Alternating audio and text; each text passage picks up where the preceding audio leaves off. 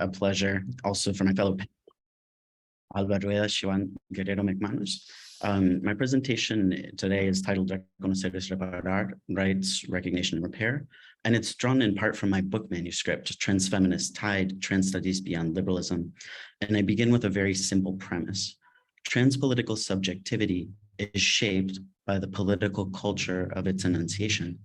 This is admittedly simple, as no one would argue that transsubjectivity is framed by such core factors as history, context, nation, and language.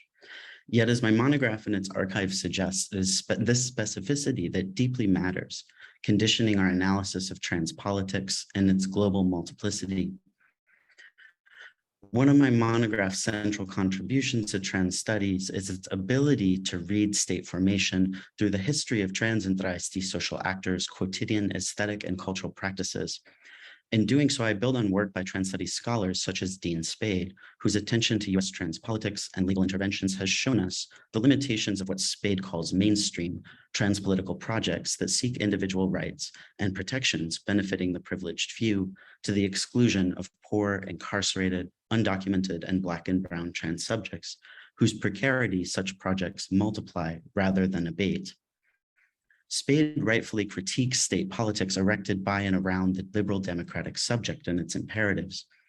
And yet this familiar critique of liberalism is shaped by existing conversations in US queer theory that are later extended by US trans studies scholars like Spade. Such critiques also take place against the backdrop of a particular national history, that of the US nation state. And as we well know and have been discussing throughout this conference, the liberal democratic state form is not the only organization of power and governance in the world today, making it imperative to ask, in the name of trans studies, as a knowledge power formation and as a broader intellectual, political, and ethical project, what other subjects and histories might condition trans political and cultural analysis? Some of the historical questions that guide my work include: how do contemporary trans and travesti cultural producers deploy and revise historical narratives of national trauma to stake gender rights claims in the present? What sorts of political, aesthetic, and legal tactics do trans cultural producers adopt within political contexts hypersaturated by state violence? What ethical and political challenges arise? The focus of our roundtable Living Trans History directly intersects with these questions, and that it suggests that history is embodied and alive, open to contestation in the present. As live and embodied, historical processes of transformation and rupture contour our present and shape our future. Yet it is also true that the ways in which trans and travesti political actors are currently intervening in the public sphere is shifting how we narrate politics and histories of past events, including dictatorship, democratic transition, historic injury, and definitions of and possibilities for repair. What is the history that's being written and rewritten today? In Argentina, elderly travesti and trans women are currently some of the most prominent political actors and historical subjects who are interpolating historical precedents and calls to not repeat genocide. In this very brief talk, I'm going to focus on the emergence of Indemnización Travesti Trans, a legislative project that enacts a historical intervention as one mode of what we might call living trans history as part of this panel. And I'll then turn to an embodied moment of living history to consider the limits of memory politics as these continue to structure demands for rights, recognition, and repair in Argentina. And during Q&A, we might think about how other forms of historical memory and historical moments impact the ways in which trans politics and the subject of trans politics gets constituted. Between 1976 and 83, the Argentine armed forces eliminated 30,000 citizens for their leftist politics. Collectively known as the disappeared, these subjects were violently taken from their homes in the night or off the streets in broad daylight, thrown into unmarked cars. They were never seen again. Argentine federal courts now recognize this national trauma as genocide, and its aftermath continues to structure national identity and human rights claims. Yet dictatorship's afterlife not only continues to haunt those immediately affected by violent loss, but also contours a wide and unexpected range of collective political and identitarian projects that emerge in its wake. This includes contemporary travesti and trans legal projects for reparations due to violence experienced both during dictatorship and in democracy. Over the past 10 years, a variety of legal projects have emerged seeking reparations for violence experienced by trans and travesti people. These legal projects include Reconocer es Reparar in 2017 and the Ley Integral Trans, which emerged in 2020 in Argentina and is backed by major organizations such as ATA and the FALGBT, and is modeled on the Uruguayan law passed in 2018. And I'm happy that Diego Semple is here and we might be able to speak a little bit more to the Uruguayan legal project. Another recent project, Indemnización Travesti Trans, emerged in 2021, spearheaded by travesti activist Marlene Washart. And it differs significantly from these other projects in how it interprets injury and how it stakes claims for repair. Specifically, the demand for a guarantee of non-repetition and historic repair based on claims to trans and travesti genocide are what set Indemnización Travesti Trans apart from other legal projects. While the collective that backs Indemnización formally coalesced in September of 2021, Washart began developing the project in 2005 during her time in the legislature as an asesora in Congress for Diputado José Alberto Rosselli of the Autodeterminación y Libertad Party and one of the nation's central metallurgy unions, Unión Obrera Metalúrgica. During this time, Washart began to think about reparations for people in situations of prostitution through legal comparison, and this included not only trans and travesti subjects, but also cis women. She started preliminary writing and investigation on reparations for Nazi genocide in Germany, and her goal was to draft legislation on reparations and introduce it into Congress. It was important to Washart that a proposal for travesti reparations enter Congress and be discussed on a symbolic level. She held no illusion that it would be approved, but she did want it introduced and considered on the grounds of reparations for genocide and by the nation's central legislative body. She knew that striking down such a proposal would be particularly damning. However, LGBTQI and feminist activists around her suggested that it was not the right political moment for such a proposal. Indeed, Kirchnerismo, as a branch of Peronism, was not yet the political powerhouse that it is today governing Peronist politics, given that Nestor Kirchner had only recently assumed presidency. Washart thus shelved her initial writing and thinking, waiting patiently for the right moment, and this time would come 16 years later on the heels of the Cupo Laboral Trans instituted by CITIC President Alberto Fernandez through presidential decree. The Cupo, as it is informally known, established a 1% quota for all state agencies such that the state must guarantee that 1% of all national public sector employees contracted identify as trans or travesti. While the Cupo is important as an advancement, it's targeted at those who are normatively considered employable due to age discrimination and the compounding conditions that have left trans and travesti people without access to formal education or capital and in extreme situations of precarity. Elderly trans and travesti people will not benefit from the Cupo, meaning that the Cupo Laboral will mostly benefit a younger and future generation of trans and travesti subjects. In contrast, as Indemnización Travesti Trans makes clear, elderly trans and travesti people need economic relief now. As Washart has signaled, 35 or more of the compañeras initially involved in demands for indemnización have died since the project's beginning and in conditions of extreme poverty. This underscores the urgency of the demand for not only economic repair and indemnization, but also social and symbolic recognition, both by the state and the society.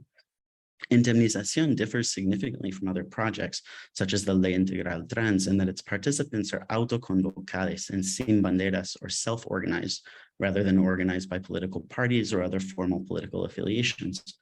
It is also a project focused on collective reparations and also individual pensions, as Washart describes in an interview. And in her words, I quote, "It's not only an indemnization in individual terms, but also for the collective, because what defines the international guidelines around reparations in terms of the violation of human rights is the guarantee of non-repetition. It is necessary to do robust work regarding the preservation of memory." Here she emphasizes what Indemnización Travesti Trans seeks is not an individual mode of repair, but rather a collective repair. And she stresses the need to preserve memory, a constant claim in Argentina and elsewhere in spaces where genocide has been perpetrated. In doing so, she links the violence travestis and trans women suffered and continue to suffer to forms of state violence that occurred during dictatorship. She continues in this same interview, "The state should provide indemnization of the highest standards," in Washart's words, "in order to not repeat the same. It should not be taken lightly and it should be treated socially. We don't want to end up comfortably watching TV with a pension that allows us to have food and medication. We want profound social change. We want a space of memory. We want guarantees for elderly trans and travesti women, as well as children that, unlike us, would know from textbooks that they are absolutely legitimate and felicitous possibilities and that they have access to all rights. Here, this is equally a project for social change and not just individual reparations. In Ouachar's words, it is not only the police that exercise violence, but also that all of society has been implicated in expelling us, pathologizing us, and stigmatizing us, end quote. Such responsibility does not only apply in cases of violence exercised against a single trans or travesti person, as in a hate crime, and this is important, but it extends to forms of systemic exclusion as a mode of violence that has affected the entire trans and travesti population, rendering them vulnerable to physical and social death. Ouachar is currently working to rally legal support to take her individual case to trial in a juicio popular, in which she will accuse the state of genocide based on her arrest records and her experience that she understands as collective. She has also strategically discussed indemnización with Nora Cortiñas, founding line mother of the Plaza de Mayo, as well as members of Hijos con Puntitos and ex-detenidos desaparecidos. As part of this move toward a juicio popular, she develops the concept of identicidio or identicide, as when society and the state are implicated in the collective extermination of a group founded in shared identity. I'm going to read a quote in Spanish here. El carácter heterosexual de la lectura hace que si yo, Ben Ouachar, no lo marco como un identicidio, el genocidio que ocurre por nuestra identidad travesti, mushe, por carácter trans, la heterosexualidad, no lo puede ver, porque no nos ve como un grupo y lo que une a este grupo, porque si no, lo definen como una matanza. Vienen y matan a un pueblo, pero no entra en genocidio porque es Guernica, una matanza de guerra. El caso va a una corte internacional de guerra. Si no le doy la característica de identidad, no sería genocidio.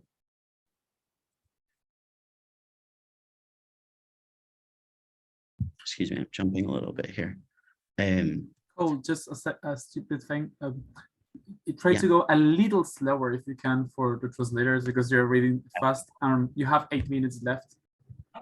Thank you. 8 minutes. Okay, good. I was speeding a little bit here because of the time. Thank you, Patricia.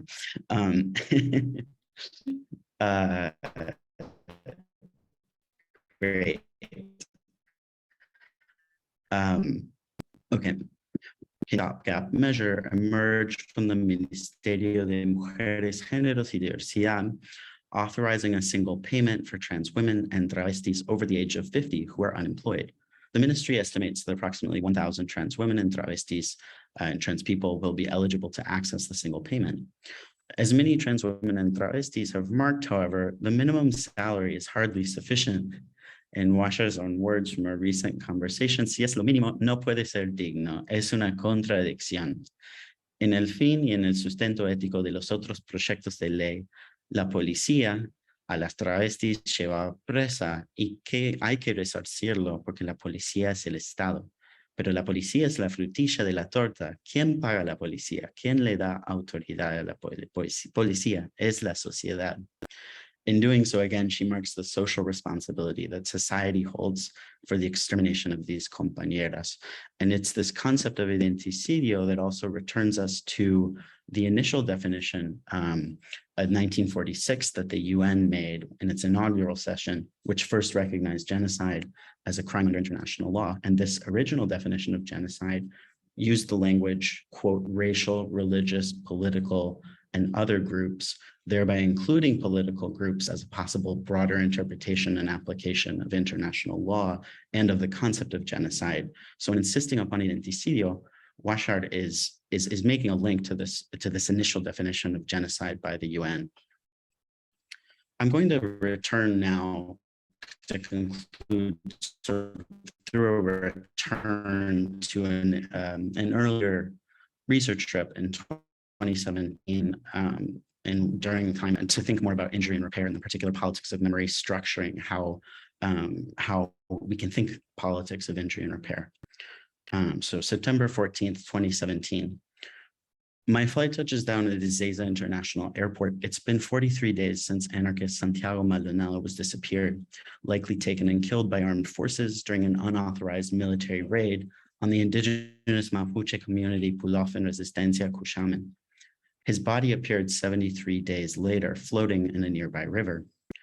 The government made a dubious statement claiming ice-cold Patagonian waters had preserved Maldonado's body, which led conservative legislative candidate Elisa Carrió to compare his body's icy state with Walt Disney's cryogenic fantasies. Authoritarianism and Disneyland collide. That Maldonado could disappear just 34 years after dictatorship ended is unthinkable. Throughout the country, anxiety and anger are palpable, and there's noticeable tension in the air. ¿Dónde está Santiago Maldonado? Everyone wants an answer, and swiftly. I settle into La Plata, Buenos Aires province's capital city. Maldonado's disappearance stings with force, given Maldonado studied art in La Plata's public university, and a number of his murals linger on city walls. La Plata is no stranger to forced disappearance. As many of you know, recently Miguel Echecolatz died, who in 2006 disappeared Jorge Julio Lopez, one of the main witnesses in Argentina's most high-profile trials since the country's democratic transition.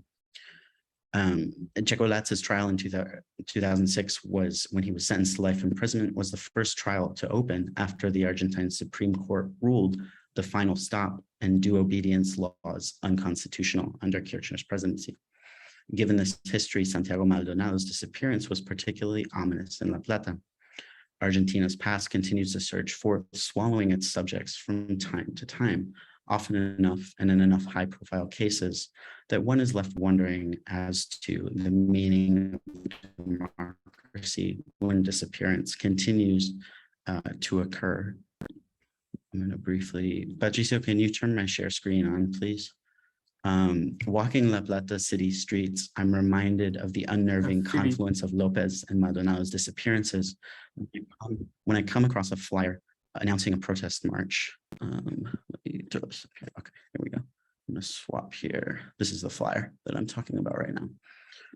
Walking La Plata city streets, I'm reminded of the unnerving confluence of Lopez and Maldonado's disappearances when I come across a flyer announcing a protest march. The header reads, Julio Lopez and Santiago Maldonado were disappeared. The state is responsible. Appearance alive now. On the left-hand side of the flyer, a sketch of Lopez appears holding up a photograph of Maldonado's face with the question, ¿Dónde está? Or where is he? The iconography is familiar and echoes the visual language and embodied protest tactics of internationally renowned activists, the mothers of Plaza de Mayo, who have, in similar fashion, carried portraits of their missing children weekly for the past 42 years, marching to demand their children's reappearance. This renders the flyer's imagery and its serial repetition on La Plata city walls particularly forceful. Wheat pasted onto a metal security grill covering a storefront, this flyer sits on top of layers of rust and torn bits of other flyers, little scraps of colored paper that persist as time's sticky remainder. Other flyers have long disintegrated or been ripped off the wall, leaving tattered shreds behind to make room for today's news. Flyers layer on top of flyers as the present layers over the past, yet the past lingers, texturing the present as it juts up unevenly to produce unexpected collisions of meaning. My phone vibrates as I get a text from my friend inviting me to the same march announced by the flyer. The sun is long set and a collapsible middle stage is fully lit up with speakers blaring. As I catch up with my friend, one speaker begins to belt Argentina's characteristic human rights call and response chant. 30,000 compañeros, compañeras detenidos desaparecidos presentes. As the familiar chant begins, Marcos turns to me and sighs heavily. I guess we should just join the presentes, and he reluctantly meets the crowd, raising his fist half-heartedly to punch the air with each response. Ahora y siempre, hasta la victoria final, siempre. We leave the plaza just as the event closes and head to a local pizzeria. I'm left wondering about the eerie temporality of forever and just what it might signify in this context. His sigh sits with me for the next 5 years. Those fist bumps and heavy fist bumps re-signified the ways that the memory of horror in Argentina's population-wide response has sedimented, stagnating in the bones of bodies to render certain bodily actions and responses almost formulaic, even involuntary.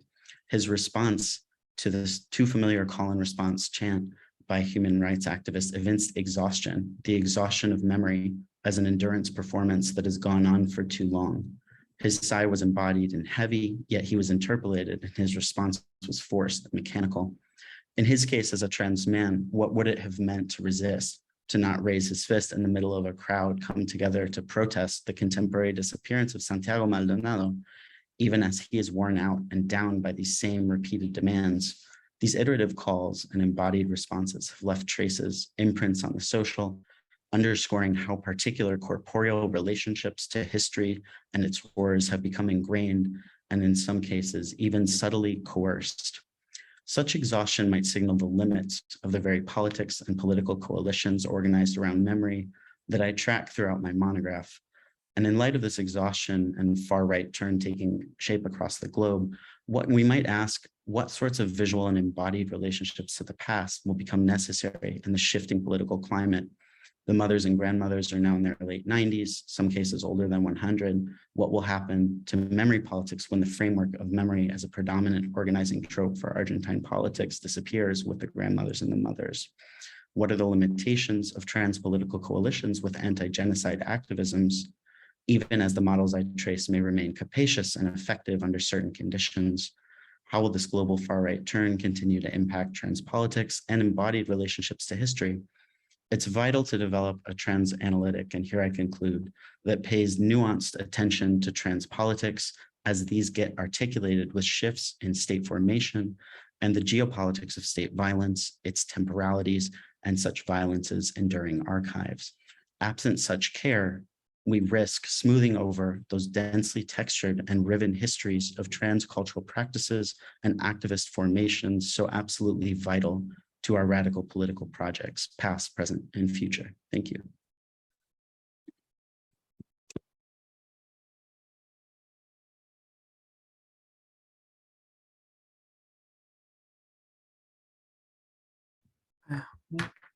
Thanks, Cole, for the presentation, and sorry for the time interruption. And now we're going to listen to Alvareda. And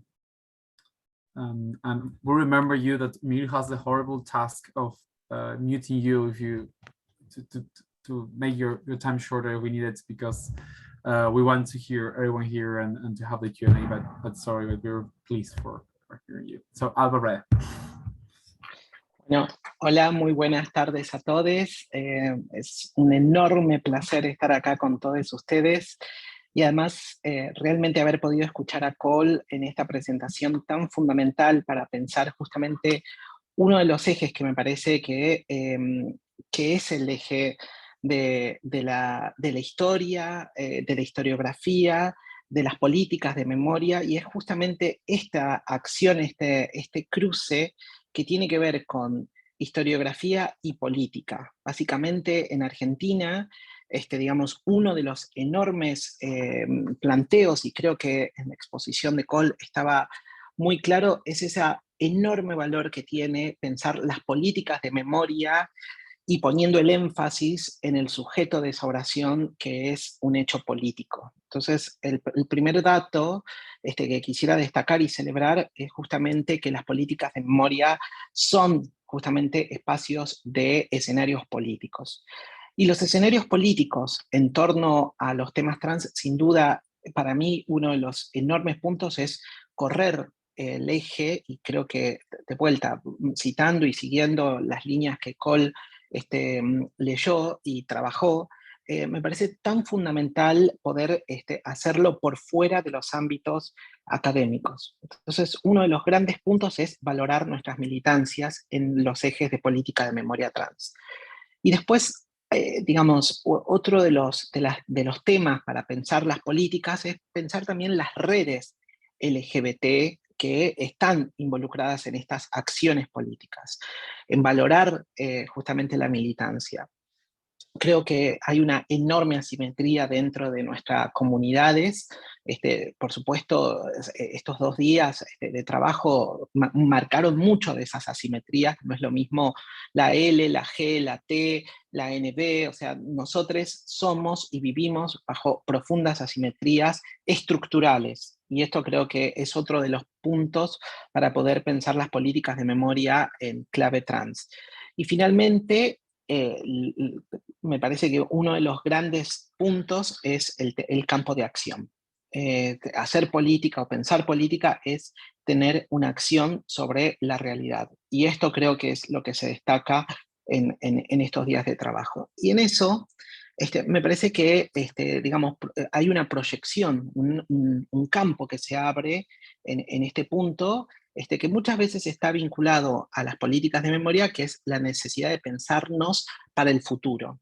Y pensarnos para el futuro, esta acción prospectiva, no puede ser otra cosa que no sea rescatar justamente las corporalidades trans a lo largo de la historia. Y esto creo que, digamos, es el énfasis. Y hacerlo desde Latinoamérica me parece que también nos lleva a mirar determinadas características de la historiografía y posicionarnos en torno a eso.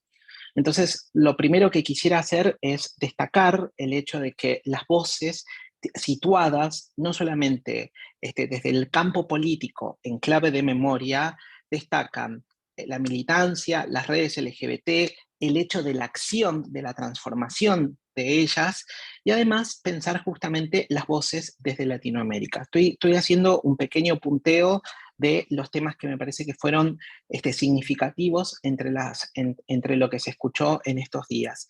Y en esa clave, me parece que pensarnos también en Latinoamérica nos lleva a la necesidad de ver 2 cuestiones, ¿no?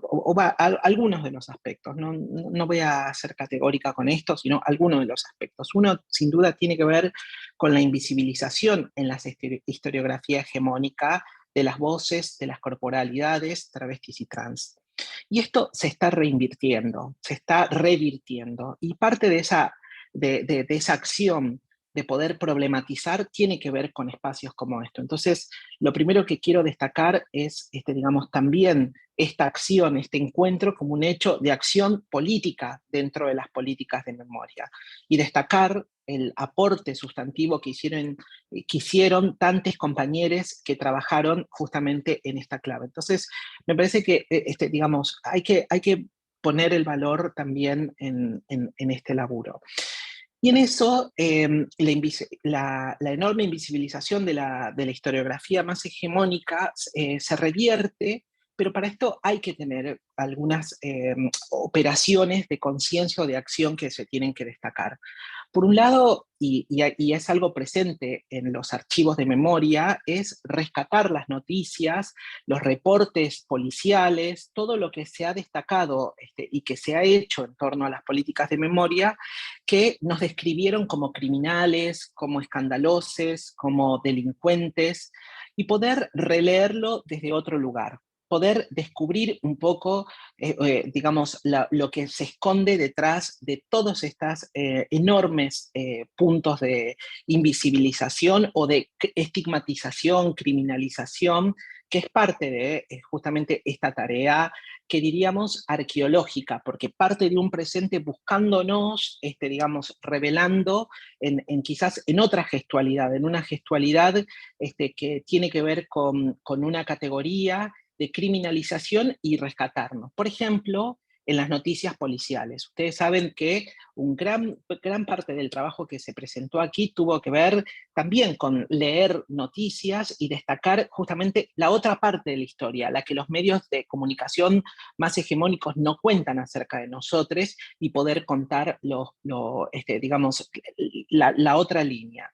Yo en eso quisiera destacar a todos los compañeros que trabajaron en este punto, porque me parece que es una de las claves, que es volver a releer y rescatar y poder situar en otra clave nuestras corporalidades allí.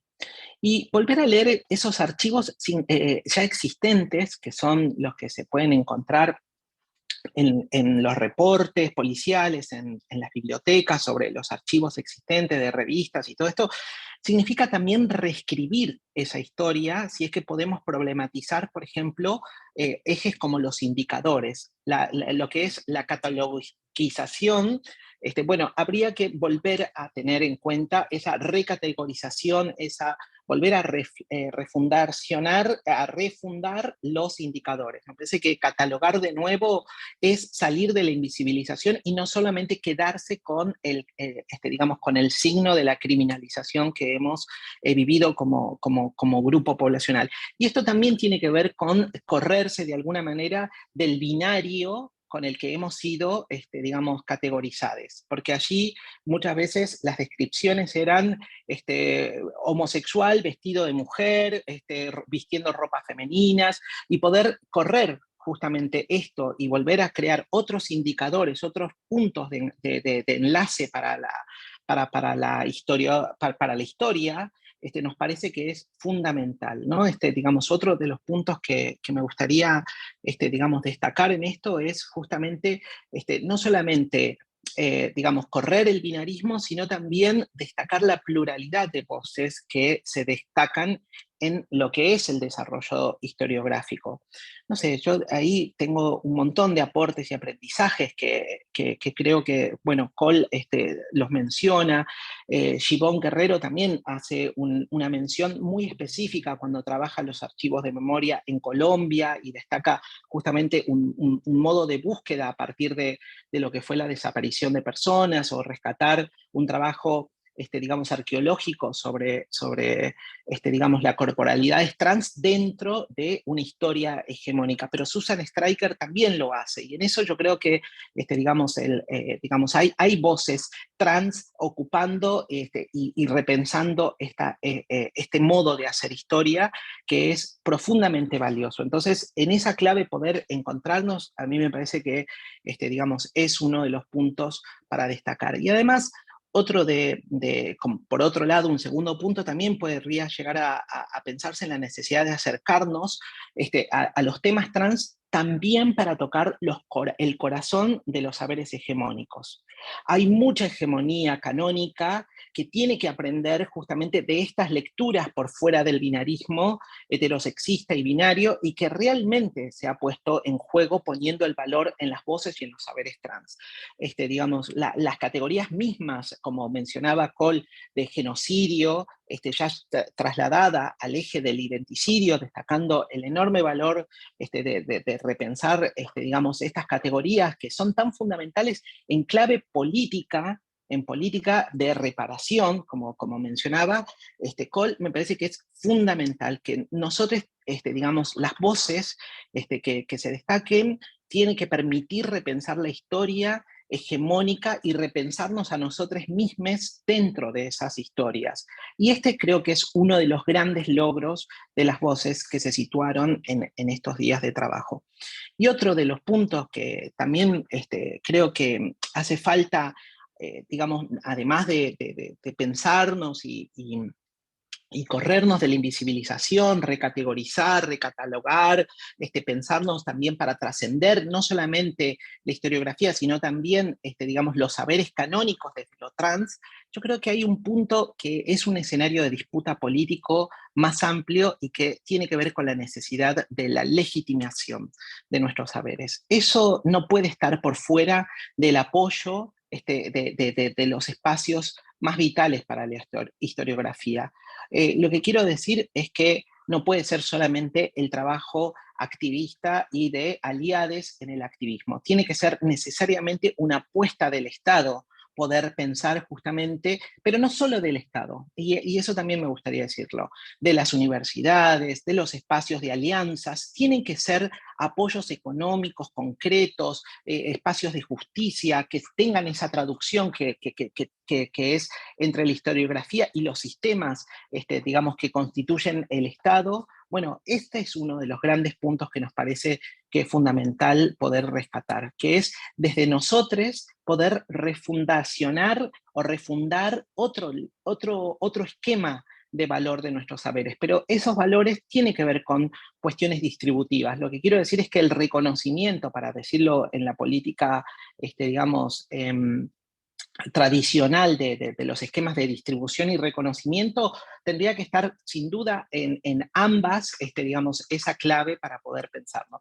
Y estos debates tienen que hablar también de las asimetrías estructurales, porque aquí se rescatan mucho las voces, digamos, traba-trans respecto al sur global, pero el sur global también tiene que dar determinadas, digamos, posiciones de denuncia de esa asimetría en el norte global. Y creo que esta es la tensión que se juega muchas veces cuando hablamos de los apoyos económicos, ¿no? Cuando efectivamente se pueda destacar y poner en valor de ruptura canónica de los saberes historiográficos, nuestras voces, bueno, significa, entre otras cuestiones, poder destacar también y crear otros escenarios de disputa, como por ejemplo la disputa de una historiografía canónica situada con valores del norte global. Y creo que esto es lo que se busca muchas veces cuando se rompen las estructuras de los cánones hegemónicos. Y finalmente, para poder, no sé, completar determinado aporte de lectura que me gustaría compartir, tiene que ver justamente con que estas voces valiosas vienen del campo de la historia latinoamericana. Y en estos 2 días se destacó mucho el trabajo de Perú, Brasil, Argentina, México, y que esto tiene que llevarnos a una reflexión y a una construcción de esa reflexión, que es el inicio de un nuevo campo historiográfico. Que ese campo historiográfico, digamos, tendría que tener situada sobre todo la particularidad del eje por donde empezamos, que se trata de un campo político de narrativas sobre las legitimidades de los sujetos. Y este es el gran punto. Me parece que quizás pensar la política dentro del campo de la historiografía es justamente una reflexión que nos lleve a construir un nuevo campo de trabajo y de acción que corra el velo finalmente de que la historiografía se trata solamente de descripción de datos para poder pensar justamente el carácter político que estamos desarrollando aquí. Y aquí es donde se une las luchas latinoamericanas, la deconstrucción, la decolonialidad, que me parece que gran parte tiene que ver con estos escenarios. Así que, digamos, lo que me interesaba en esta tarde era acompañar y reforzar el enorme valor de lo que se hizo en estos 2 días, porque son voces que ya están presentes, que ya están existiendo, que ya están disputando un campo hegemónico, y me parece que justamente el enorme valor es poder no solamente encontrarnos en una militancia que lleve a repensarnos, sino también disputar escenarios dentro del campo canónico. Bueno, este es el aporte, la reflexión para compartir con ustedes. Muchas gracias. Well, thanks, Alba, for that very interesting reflection of this 2 days. Now we're going to hear a little about Siobhan's presentation. Thanks, Siobhan, for participating. Bueno, pues muchísimas gracias. Es un gusto y es un honor estar con tanta gente a la que le tengo tanto cariño y tanto respeto.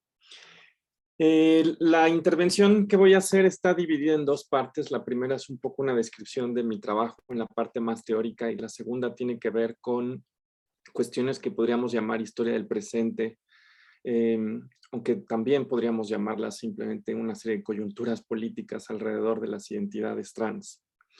Y bueno, comienzo diciendo que yo empecé originalmente a interesarme en temas de historia de la sexualidad desde la historia de la ciencia, y la filosofía de la ciencia. De hecho, esa es mi área, digamos, de formación.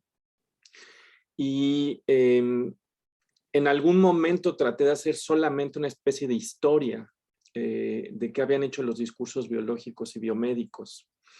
Y, por ejemplo, me encontré que en el caso de México, la primera operación de reasignación de sexo es de 1953, hasta donde yo sé es la más antigua del continente.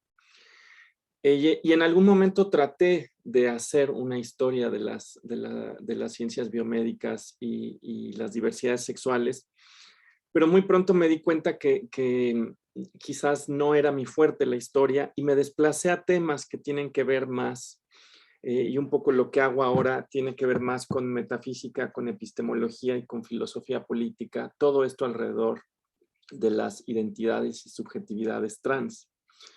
Y abordo estos temas con herramientas que he tomado de los estudios de la ciencia y sobre todo con la idea de tratar de dar cuenta de una ontología histórica de la identidad trans, es decir, una identidad que ha ido transformándose no solo en el discurso, sino también en sus materialidades, e incluso podría yo decir, incluso en la concepción fenoménica de la propia experiencia trans. Y particularmente dos herramientas que me han sido muy útiles y que he tomado de los estudios de la ciencia son la noción de ontopolítica y la idea de redes de actantes. La primera noción de ontopolítica la tomo de Anne-Marie Moll, la segunda de Bruno Latour, y ambas las he trabajado con mi colega, amiga y estudiante Lea Muñoz, quien aquí está. Y llevamos un poco más de 5 años, ya casi 6 años, trabajando estos temas. La noción de ontopolítica originalmente la acuñó Anne-Marie Moll y se ha usado, por ejemplo, para estudiar una ontología histórica del cuerpo atravesada también por controversias políticas, y más recientemente se le ha usado también en la historia de la testosterona, como algo que todo el tiempo se entiende como algo que hace la masculinidad, que hace la fuerza, y que sin embargo es mucho más contextual y dúctil y plástico en lo que parece. Y lo que hemos querido hacer es mostrar que la ontología histórica del cuerpo trans no puede entenderse si no es a través de una serie de controversias que se han ido dando en distintos espacios y tiempos y que han ido estabilizando una serie de hechos, aparentemente hechos científicos, que por un lado han servido de base para la propia narrativa trans, tanto por parte de personas trans como por parte del grueso de la población cisgénero. Pero por otro lado también de alguna manera han terminado configurados en leyes y han, digamos, dado lugar incluso a cierto tipo de intervenciones tecnológicas, ¿no? Entonces la noción de ontopolítica nos interesaba para señalar una ontología histórica, discursiva y material del cuerpo trans. Y ahí entra también la noción de redes de Bruno Latour, porque nos interesaba ver cómo, por ejemplo, había una serie de actantes donde está el propio activismo trans, pero están las comunidades de médicos, están también otro tipo de espacios académicos que a veces son cámaras de eco, de resistencia, como pueden ser los estudios trans, los estudios de género, LGBT, pero también en los actantes, digamos, están las instituciones, las leyes, discursos, y nos ha interesado rastrear distintas controversias donde, por ejemplo, el cuerpo trans se va constituyendo primero como un cuerpo quizás patológico, luego se va despatologizando. Y nos hemos concentrado sobre todo en cuestiones contemporáneas, cuestiones que están pasando quizás en los últimos 6 años. Simplemente querría yo decir que también nos ha parecido que el cruce, por ejemplo, entre estudios de la ciencia y el pensamiento decolonial latinoamericano nos ha resultado interesante porque justamente vemos que las redes de actantes justamente a veces tienen una escala global y eso lleva, por ejemplo, a que se estandaricen una serie de hechos científicos y se globalicen identidades. También se globalizan patologizaciones y más recientemente también discursos de odio, ¿no? Entonces, rastrear, digamos, el carácter local y global de las redes de actantes que estabilizan al cuerpo trans te permite también entender cómo opera la colonialidad del saber, del ser y del poder, digamos, en esa parte. Toda esta, digamos, es la primera parte que puede sonar muy abstracta y quizás incluso aburrida, pero lo que yo quisiera decir es que tanto Lea como yo hemos tratado de que esto no sea solamente un análisis académico, sino que de alguna manera nos ayude a entender controversias en el presente y controversias en las cuales, por ejemplo, no solo participamos como académicas, sino que participamos como personas trans, como mujeres trans, pero también como quizás agentes políticos que estamos tratando de tener incidencia, ¿no? Y eso yo sí quisiera subrayarlo. Justamente la idea de que las redes estabilizan hechos científicos y que esto configura ontopolíticas para nosotras ha sido fundamental, por ejemplo, para diseñar estrategias de incidencia en debates muy concretos como el de infancias trans, que ha ido tomando mucha fuerza en México, ¿no? La pregunta es, ¿qué actantes tendríamos que reclutar en el contexto mexicano para estabilizar una serie de hechos científicos y también, digamos, sus correlatos legales para hacer posible que las infancias trans existan de alguna manera dentro de un imaginario social y legal? Y en ese sentido, bueno, pues sí hemos tratado que Bruno Latour no nos sirva solo para explicar, sino para hacer, por ejemplo, política. Y en ese sentido yo querría decir que nos hemos enfrentado sobre todo a 3 controversias, que consideramos que son 3 controversias que hoy están transformando fuertemente cómo se entiende a la identidad, subjetividad y corporalidad trans. Como la verdad no somos historiadoras, no pretendemos una exhaustividad con respecto a todas las controversias que han habido a lo largo de la historia, pero sí reconocemos que estas desde luego no son las primeras, que han habido controversias, por ejemplo, con respecto a la despatologización, pero también con respecto a la etiología misma de qué es lo que genera lo trans y que fue, por ejemplo, produciendo al cuerpo trans de distintas formas. Y estas 3 controversias contemporáneas nos parecen importantes porque de alguna manera van a acotar lo que puede llegar a ser una persona trans y lo que se espera que de alguna manera haga el Estado para acompañar. Y las menciono rápidamente. Una es infancias trans, otra es deportes, las personas trans en el deporte, y la última, que quizás es la más cardíaca, por decirlo de alguna manera, es una transición que estamos detectando en cómo se entienden las identidades trans de un modelo material a un modelo nomenclatural, y quiero decir que la dicotomía no es nuestra.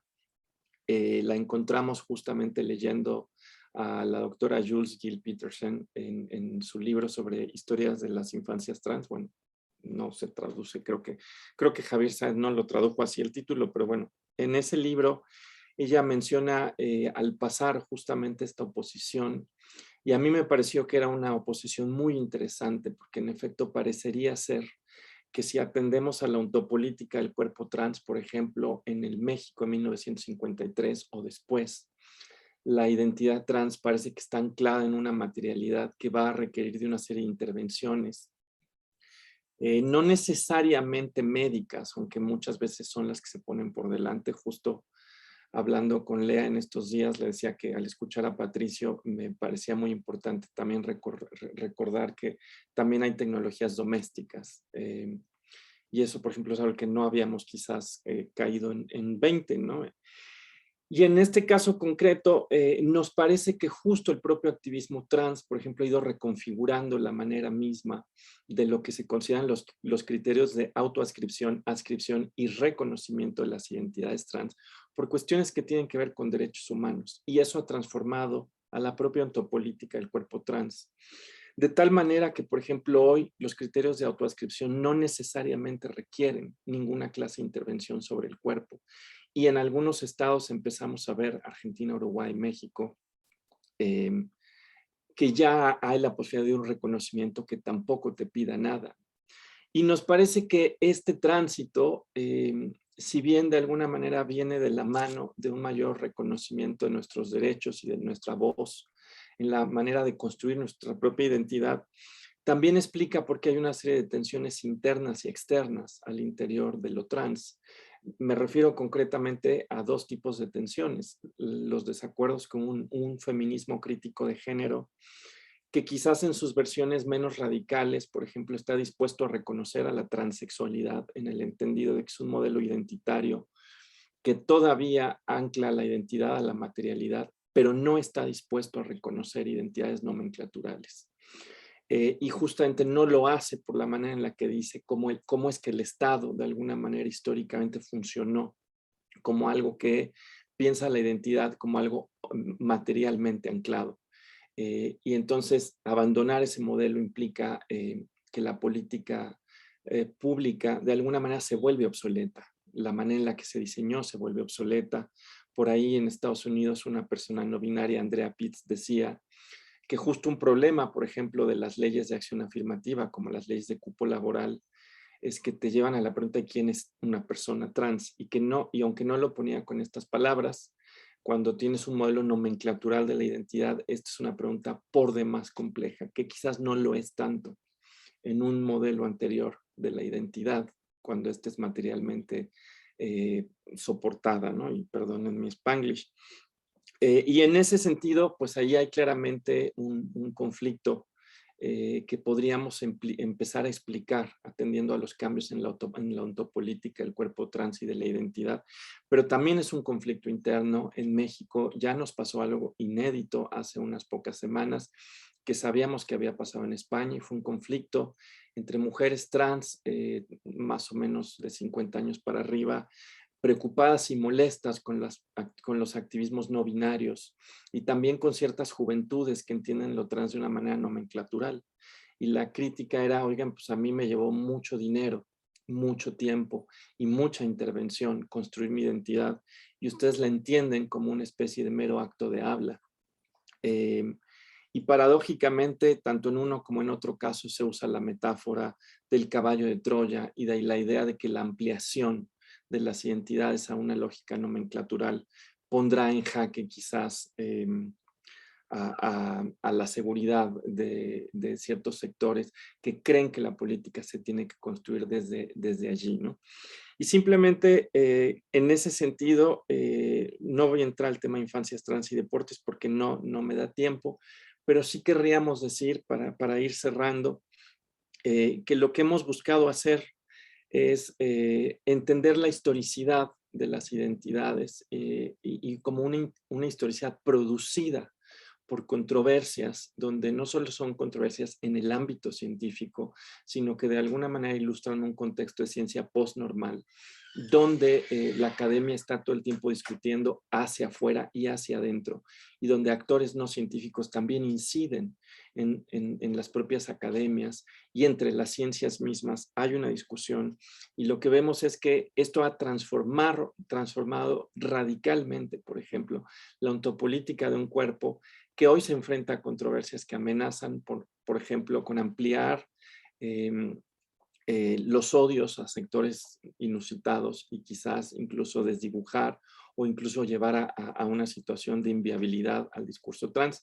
Y aquí nos referimos a los movimientos antigénero, no solamente al movimiento crítico de género, pero que tiene como el objetivo de llevar a la identidad trans como una especie de tensión donde sea inevitable regresarnos ya sea a la patologización o decir que una identidad basada en un acto de habla es ininteligible, ¿no? Y bueno, pues me he ido muy rápido, pero simplemente eso hemos tratado de hacer, ¿no? Combinar estudios de la ciencia y tratar de entender con ellos coyunturas políticas contemporáneas. Y bueno, muchas gracias.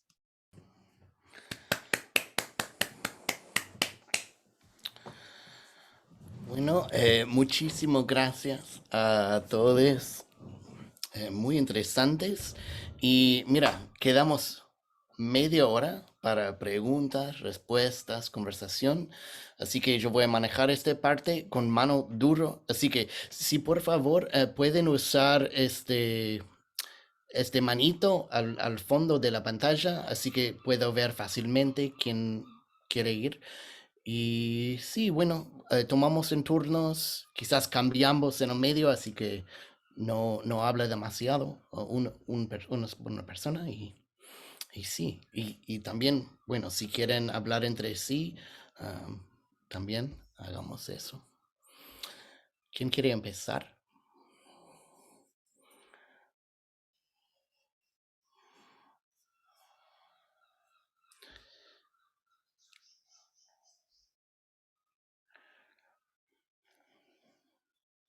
Y Diego.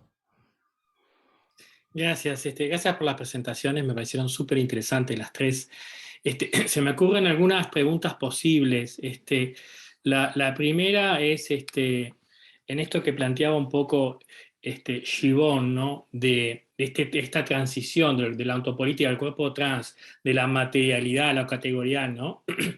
Y las ansiedades que generaron. esta transición de esta corporalidad trans, ¿no? Yo me preguntaba si esta lógica hacia lo categorial está acompañada de lo que es la problematización creciente de la violencia, y estos dos elementos son como los grandes generadores de la alerta en parte del movimiento feminista supuestamente radical y de los discursos antiderechos. O sea, ¿cómo relacionas esto categorial con violencia y cómo esto opera en los discursos actuales antiderechos? Y después para Evita, me pareció muy interesante tu planteo, Alba, de pensar esto, de la política de memoria y el diálogo que tiene con la historiografía. Se me ocurre a mí pensar ahí, o preguntarte, en esta lógica de los reclamos de reparación, que están cada vez creciendo más en América Latina, en el reconocimiento de las violencias, ¿cuál te parece a vos que pueden ser los mejores caminos para pensar esto de la reparación? ¿Cuáles pueden ser las alternativas políticas o de política de memoria para construir una idea de reparación eficiente que realmente involucre? ¿En qué medida esto dialoga con las políticas de reparación del movimiento de derechos humanos? ¿En qué medida tiene que diferenciarse de esas políticas? Gracias.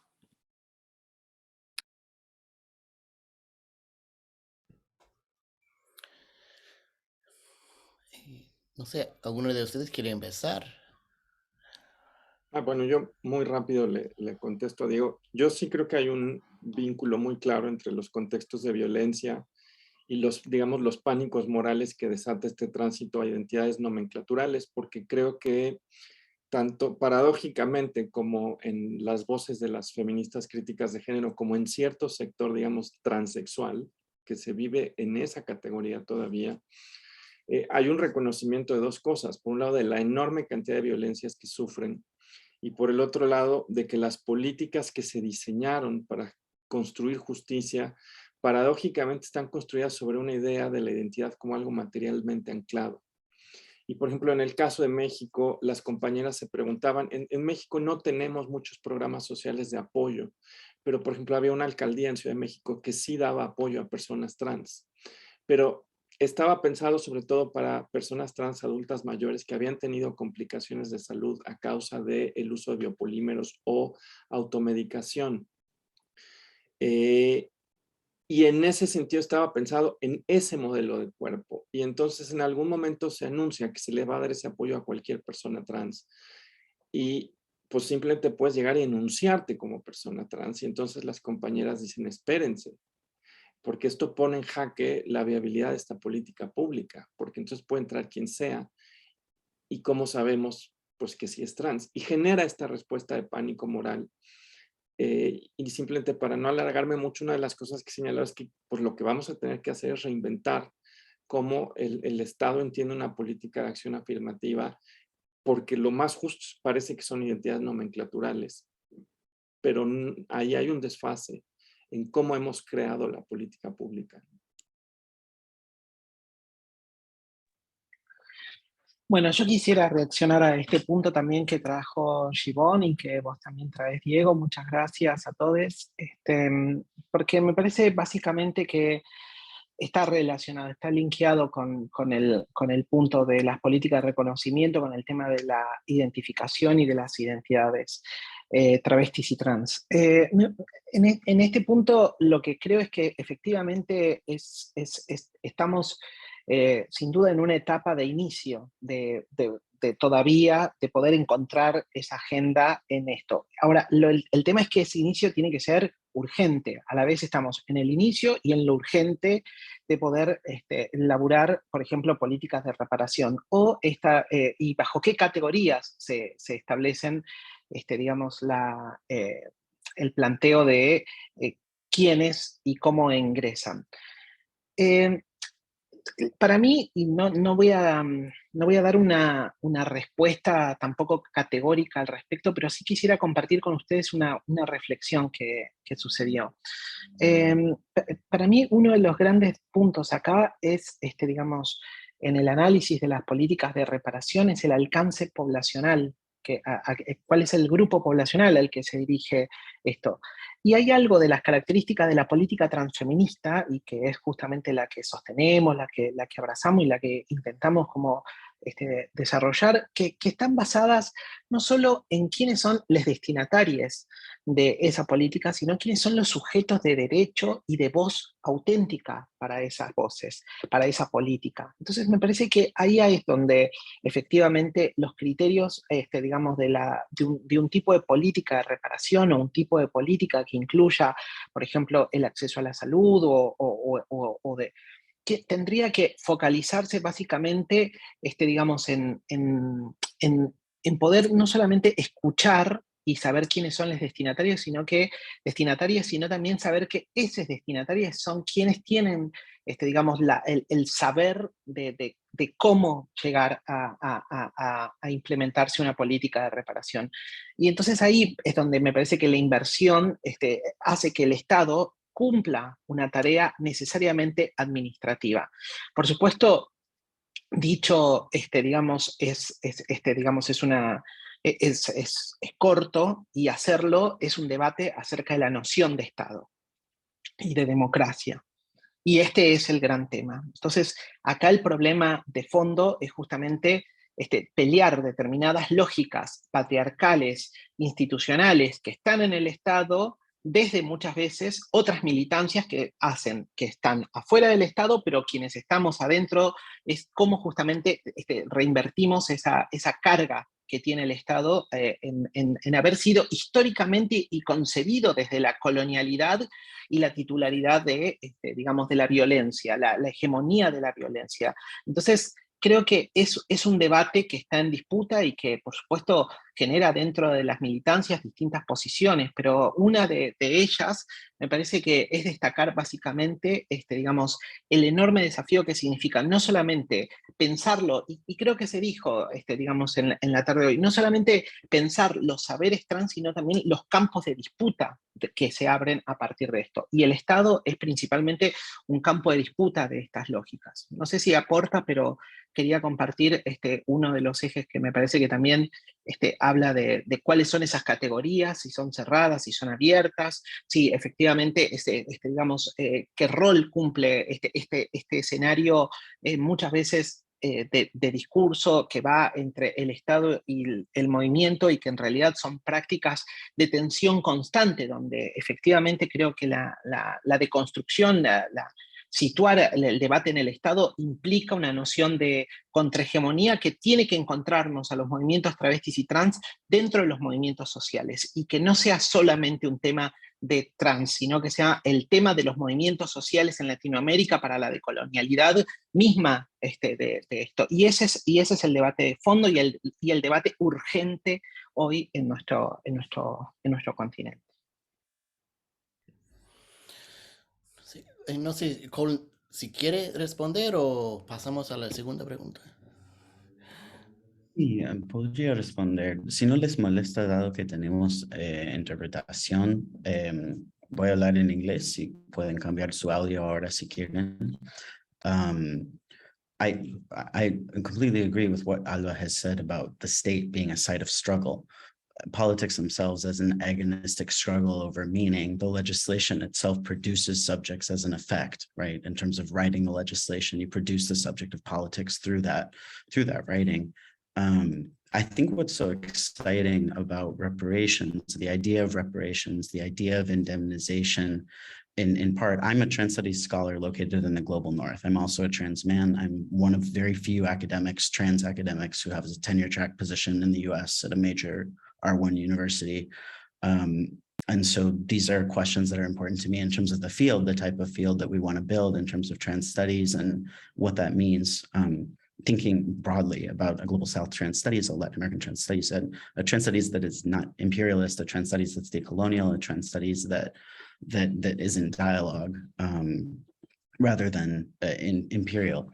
So I think that if we think about the field of trans studies as developing in response to foundational injury, or thinking about trans politics as a response to a foundational injury, if we think about the case of Argentina that Alba discussed and that I've been talking about a bit as well, you have genocide as a contemporary event, whereas in the US, thinking about a collective reparation for trans people is almost, it's unfathomable. You know, we can't think about collective reparations for enslavement, for transatlantic slavery, for indigenous dispossession of lands. There's not a historical precedent in the way that one can point to a contemporary experience of genocide as setting particular legislative precedents that allow for the type of collective claim that becomes possible in other national spaces. And this is where I think US trans studies fails, in that it takes the state as a singular universal rather than particularizing in terms of the historical experience of the formation of the state as it shifts across time. And I'm not a historian, I'm a cultural studies scholar. And my broader project is historical. So the types of questions that I'm asking, the ways that I engage with archives are not from the perspective of a historian. But I will speak from a trans studies scholarly position to respond to some of your questions. So thanks.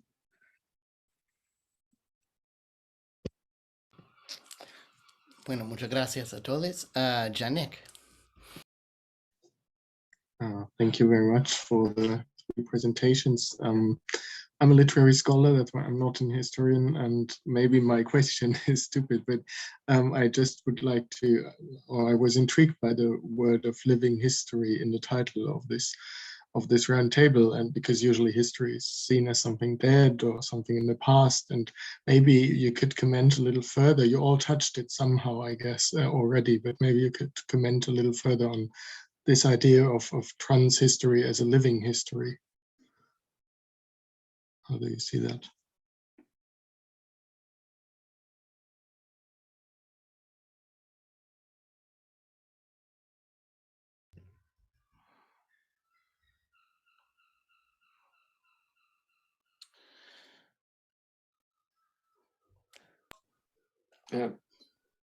Puedo intentar, o sea, Dale. yo diría que, bueno, yo sí me he encontrado, yo no soy historiadora, aclaro, como creo que se notó, pero sí trabajo en un departamento de historia de la ciencia y hay una parte que sí le llaman historia del presente. Y pues básicamente podríamos decir que es un uso de la historia para entender cuestiones muy contemporáneas, incluso muy coyunturales.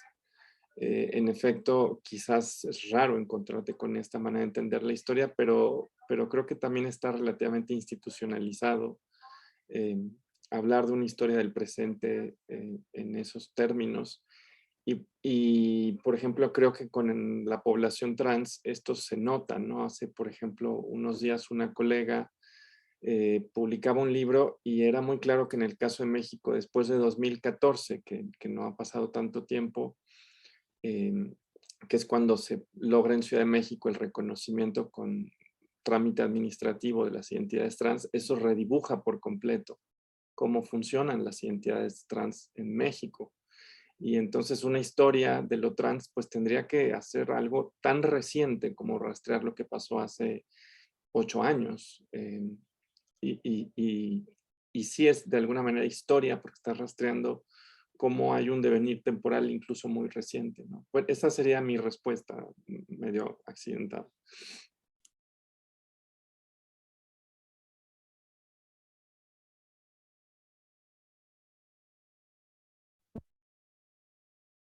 Alba, ¿quieres responder o no? ¿Estás bien? No, yo la verdad que pienso en la misma línea que básicamente ya lo dije. Para mí se trata de políticas de memoria.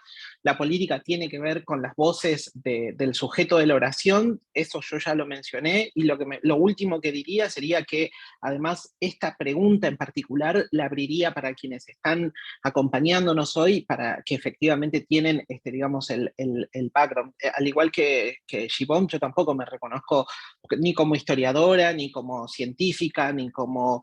no es mi campo de pertinencia como para poder contestar sustantivamente profundamente sobre esto, pero lo que sí creo es definitivamente en que se trata de un campo político de disputa y como tal, digamos, las voces de la validación y del sujeto de la oración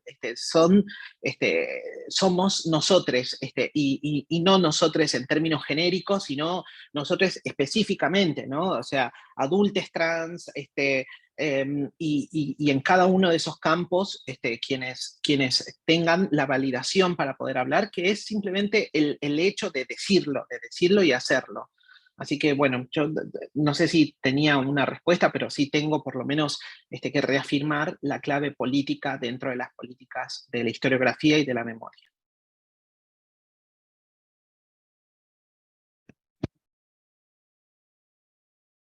I think that the anecdote that I shared towards the end of the brief talk that I gave about the embodied nature of particular responses to history and the way that history is iterative through the body is another way of thinking about the liveness of history and the way that particular narratives are performatively inscribed and become hegemonic or allow for, as performance, allow for intervention, allow for, as a repertoire, allow for other subjects to take up particular practices, right, of making history, of doing history in the present. And there's also a question of proximity in thinking about, just as a brief, this is a picture of Sai Sakashan and Nora Cortinia's mother, Nora Sai Sakashan's brother of Diana Sakashan, who was murdered in a travesticidio in 2015. And the way that proximity also becomes a way of juxtaposing, of creating affinity across different movements that one might think are somehow disparate, but in fact deeply intertwined. And the same can be said of this photo de Bonafini and Luana Verkens in Plaza de Mayo after Diana Sakashan's travesticidio, the ways that travesticidio gets taken up as a neologism that ends up condensing or placing in contact the idea of genocide and femicidio, but travesti here as a particular identitarian claim to extermination and violence. So you have these moments of proximity that are physical as well, and performative, iterative, lived in the body as practices, as activist practices, right? These are strategies, tactics of protest and affinity.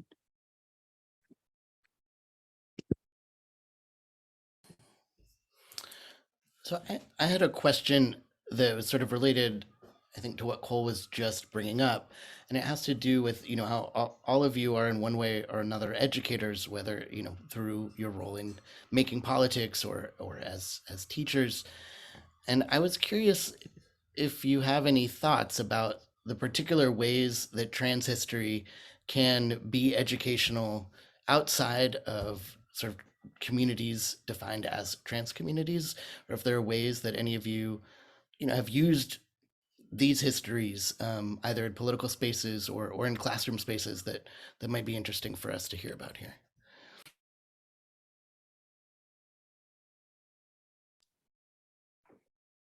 Bueno, yo tendría que decir que no, nunca, hasta donde yo sé, se ha dado formalmente una cátedra, por ejemplo, de estudios trans en México. Eso es una tarea pendiente que tenemos. Yo sí he llegado a emplear textos, pero dentro, digamos, de pues, clases más amplias, sobre todo en temas, por ejemplo, de ciencia y sociedad. Y veo que tienen efectos muy concretos. Por ejemplo, pueden generar empatía porque reconocen que la experiencia del colectivo trans entre las ciencias es parecido que la de otros colectivos que también han encontrado quizás en las ciencias espacios no muy amigables. Y eso puede generar un sentimiento de empatía, pero a veces, por ejemplo, como son cursos de historia de la ciencia, también la gente termina con una lectura sobredeterminista, donde creen que lo trans es pura tecnología, y luego tienes que compensar un poco eso. Y digo, en la universidad donde yo trabajo, realmente apenas este año estamos haciendo una aproximación general de transversalizar la política de género. Entonces, desafortunadamente, hasta hace muy poco, toda la política de género se entendía de una manera muy acotada a problemas de mujeres cis heterosexuales. Entonces, en realidad, tampoco es que yo pudiera contar muchas anécdotas, porque estamos empezando realmente. Bueno, yo quisiera tener simplemente dos escenarios para poder hablar de esto. Uno es rescatar todas las organizaciones que hablan no solamente de los archivos de memoria en Argentina, que fueron voces que se escucharon aquí, sino también las voces propias, por ejemplo, que exigen y reclaman reparación. También son voces de saberes que hay que destacar dentro del campo. Y me parece que en términos académicos, o sea, digo, validando esas voces y además sabiendo que, por ejemplo, en términos un poco más teóricos, lo que se dio, o lo que supe, por ejemplo, acerca de esto, es que en Argentina está en la Universidad de Buenos Aires una cátedra libre de estudios trans, ¿no? Este es uno de los puntos. Pero a la vez, este año, digamos, en este incremento del movimiento trans radical, excluyente, el movimiento excluyente trans, el movimiento TERF en Latinoamérica, aquí en Argentina también tuvimos ataques en torno a esto. Dos en particular reconozco. Uno tiene que ver con, digamos, el último censo que se creó ahí una demanda judicial, como para evitar que se haga la pregunta por identidad de género. La primera vez que nuestro país iba a tener una pregunta por identidad de género dentro del censo, con el enorme paso y con todo lo que hay que mejorar además, ¿no? Pero con el enorme paso que significa preguntar de manera abierta por temas de identidad. Y después en todo el país, ¿no? En cada uno de los hogares. Eso me parece que, digamos, que sin duda hay mucho para aprender, pero también hay algo para destacar ahí. Y de eso el movimiento TERF, y tengo que decir académicas que pertenecen a la investigación de CONICET, digamos, presentaron una de los amparos para evitar que se haga la pregunta. Y el otro punto, que es que a la vez que existe la Cátedra Libre de Estudios Trans, así como que también hubo en esta especie de backlash o retroceso de agendas, una presentación de un seminario hablando y tiñéndolo como de filosofía, la epistemología, no me acuerdo el título del seminario, pero recurrían a los términos de la filosofía clásica y moderna, como diciendo la recuperación epistemológica de la noción de hegeliana, digamos, de dato en las representaciones físicas, no sé, pero en realidad es todo un movimiento TERF que lo único que hace es reafirmar el carácter binario, heterosexista y transexcluyente dentro de la academia. Entonces, lo que quiero decir es que realmente, así como se dan pasos, digamos, adelante, así como también son escenarios en disputa, y no hay que desconocerlo. Cole y Joan lo dijeron en este momento, Joan lo mencionó explícitamente en su exposición.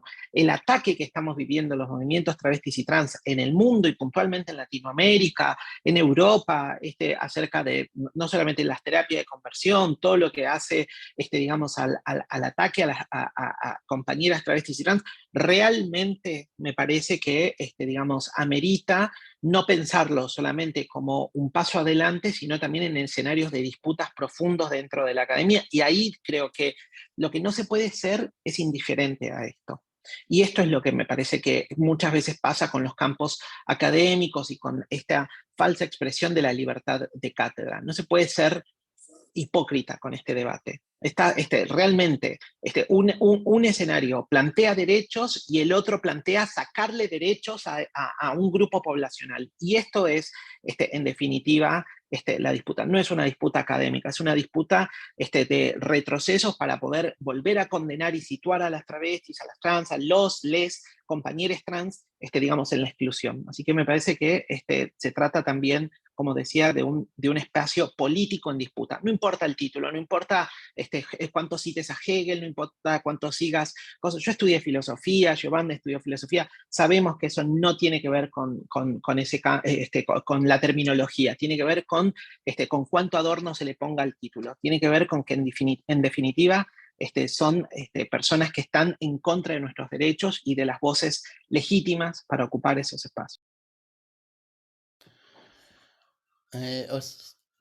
Cole, no sé si quiere decir algo. No está bien, sigamos. Ok, tenemos 5 minutos, así que Marcy, si quieres con la última pregunta.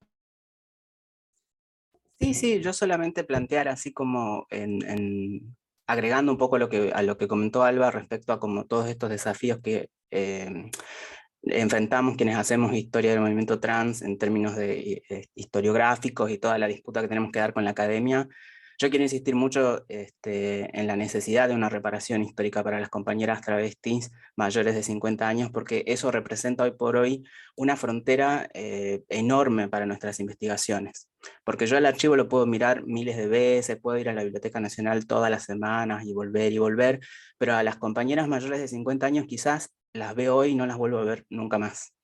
Y la verdad que esta es una sensación que conmueve. Acá hablo desde el lugar más humano y desde el lugar menos de investigadora, que es cada vez que hablamos con una compañera trans que es mayor a los 50 o está pisando los 60, sabemos que es quizás la última vez que vamos a hablar con ella. Entonces es tremendo tener que padecer esto como investigadores, porque nos interpela en términos de investigación, porque obviamente queremos acceder a ese saber y ese conocimiento, esa experiencia que ellas han atesorado en su cuerpo, en su memoria, en su hacer, en sus recorridos, pero al mismo tiempo nos quiebra humanamente, ¿no? Porque también una va y se compromete en ese trabajo de campo, en ese encuentro con los otros. Y creo que si el Estado nos puede dar una mano a quienes hacemos historia trans y puede hacer una política de memoria, esa política de memoria tiene que ser mantenerlas vivas. Creo que el sentido de esta mesa era hablar de la historia trans viva, y entonces lo que tenemos que hacer es mantener a las compañeras trans con vida. Eso creo que es lo más importante, eso es urgente, no puedo esperar ni un solo momento más, porque quizás mañana voy al archivo de la memoria trans y una de mis compañeras murió. Entonces, eso necesita una respuesta del Estado hoy, y de las funcionarias y funcionarios y funcionarias que están dentro del Estado y que tienen una responsabilidad. Muy fuerte. Justo tenemos a alguien del Estado. Gonzalo. ¿Qué tal? No, yo más que una pregunta, lo único que quería hacer era un comentario.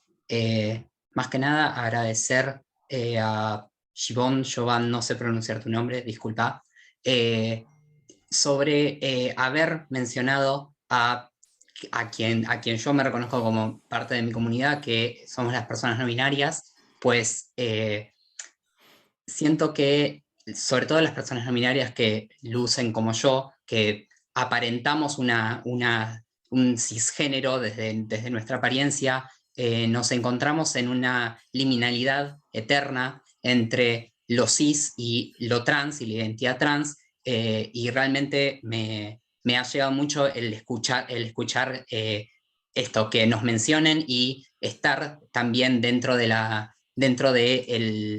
ámbito de la charla, ¿no? Pues sabemos que esto, como venías hablando de estas dos visiones de la cuestión trans, a través de la materialidad y de la nomenclatura, quienes lo vivimos desde el otro lado, desde el lugar de la nomenclatura, está complejo, como son formas nuevas, es complejo identificarse, entonces, bueno, realmente me agradezco esa mención.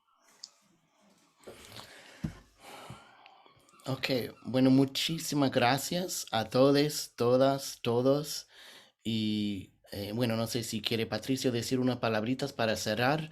Por favor, en media hora, vamos a juntar todos con Mochi por unos momentos mágicos para cerrar y celebrar.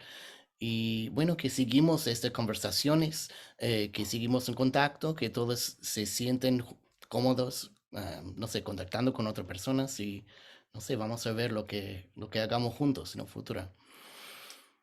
No, gracias Mir, gracias Cole, gracias Alba, gracias Giovanni, y gracias a todos quienes han participado en estos días intensos de debate y que, bueno, nuestra intención era construir un poco de comunidad, una comunidad de preguntas, pero también una comunidad solidaria entre todos, y espero que hayamos contribuido un poquito a eso. Así que a quienes puedan los esperamos para escuchar un poco de música con Mochi en 30 minutos. Un abrazo a todos.